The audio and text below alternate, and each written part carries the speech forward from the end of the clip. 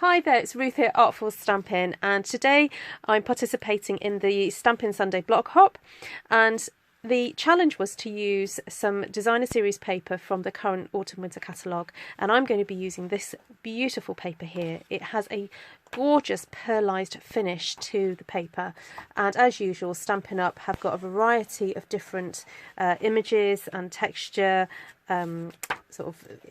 it's just lovely and varied, so that, you know, if you want to do a more masculine card, you've got a brown and a green here. If you want to go more feminine, you've got all these beautiful florals, and yeah, it's just absolutely gorgeous. It's not just for Christmas, I would say, or this time of year. You could use it throughout the year.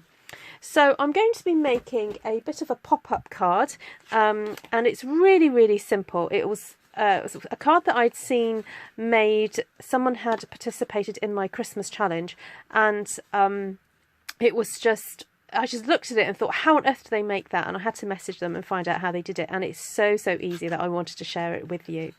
So basically I've got here a piece of cardstock that has been scored at 5 centimetre intervals and has a 1 centimetre border here. So in total it's 21 centimetres across, and then is 14 centimetres high. So you could use just a normal A4 piece of cardstock and get 2 out of them, or I've used here the gorgeous galvanised silver cardstock that again is in the current autumn winter catalogue. And then I've cut myself some pieces to go on the back. So those 2 pieces of Whisper White are going to go there. And here I have that beautiful silvery patterned paper to go on the front.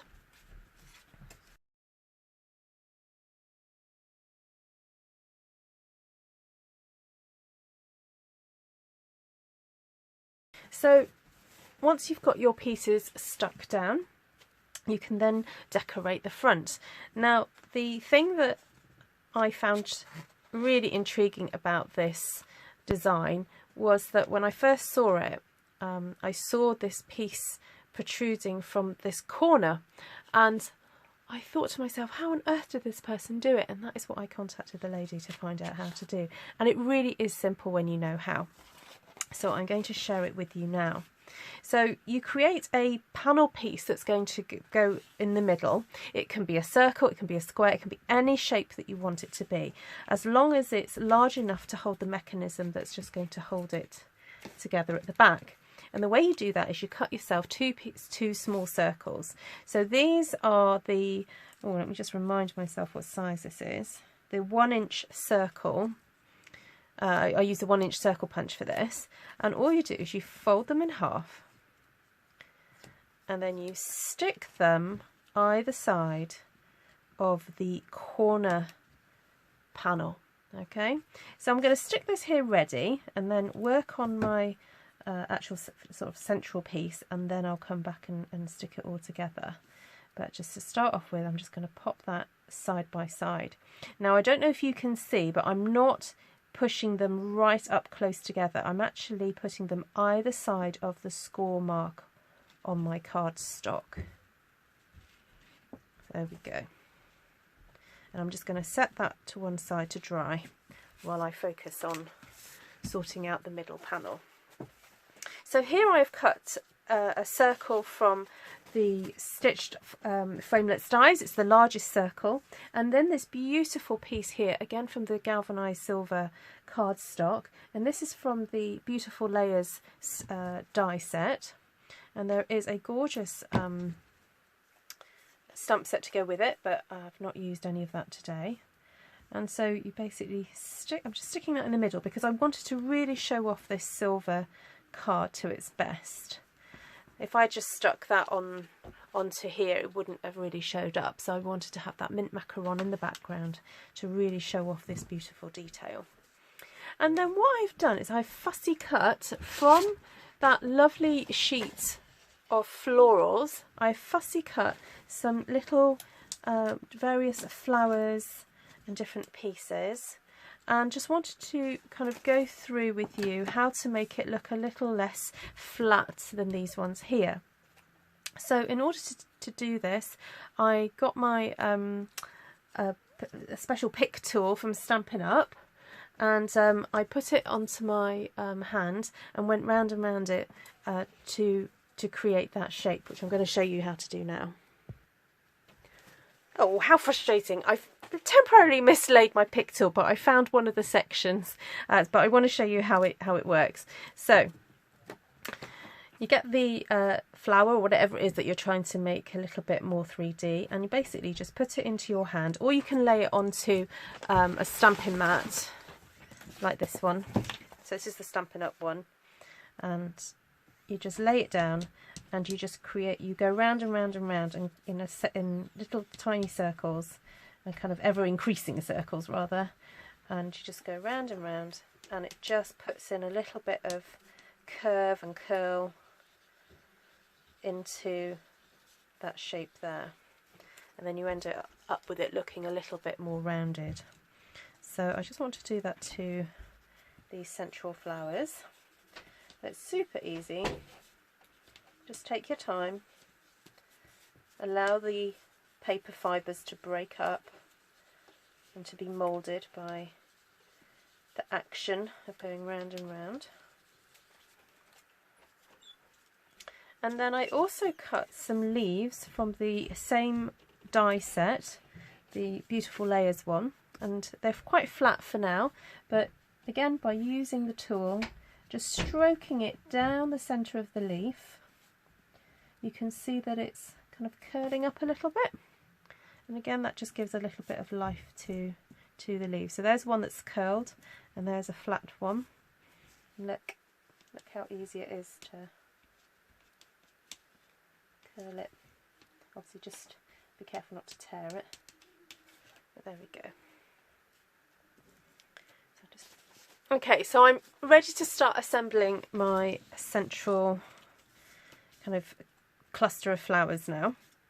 I want to keep that lovely curve shape into this flower here, so I'm going to actually use 2 dimensionals in the centre of this to make sure it doesn't get squashed either by the envelope or yeah, mainly by an envelope really.